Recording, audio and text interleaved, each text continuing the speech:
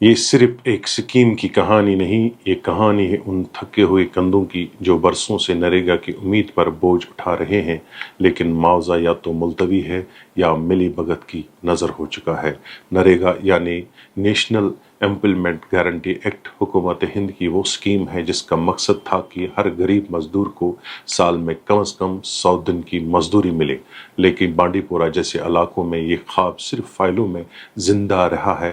زمینی حقیقت، جعلی اندراج، جعلی کام، جعلی رسیدیں اور اصل مزدور پھر بھی روز خالی پیٹ سوتے ہیں۔ کسی کا نام لسٹ میں نہیں، کسی کا کام ہوا ہی نہیں مگر پیسہ نکل چکا ہے، کسی نے برسوں کندل چلائی مگر آج بھی حساب مانگ رہا ہے۔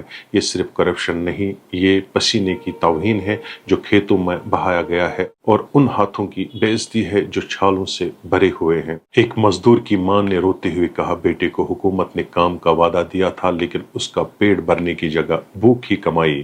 نریگا کا مطلب تھا عزت سے کام، ہر وقت ادائیگی، لیکن اب یہ سکیم بن گئی ہے چند افسروں، پنچایت ممبر اور دلالوں کی کمائی کا ذریعہ۔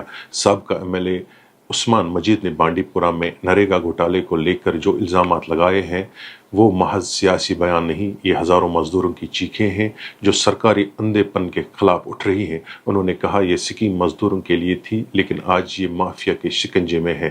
ایسے میں سوال یہ ہے، مزدور کو اس کی مزدوری کب ملے گی؟ اسکیم کا پیسہ آخر کس کے جیب میں جا رہا ہے؟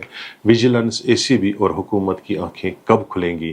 یہ رپورٹ ان مزدوروں کے لیے ہے جن کے ہاتھ ہنر سے بھرے ہوئے ہیں مگر وہ محرومی کا سامنا کر رہے ہیں، ان خوابوں کی آواز ہے جو بھوک کے بوجھ تلے دب چکے ہیں۔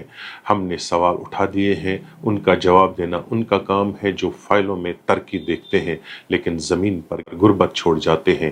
یہ ایک سوال نہیں، یہ مزدوروں کی فریاد ہے جو اب صرف سنی نہیں سمجھی بھی جانی چاہیے۔ آج کے لیے بس اتنا ہی، دیکھتے رہیے QNS TV۔ اللہ نگہبان۔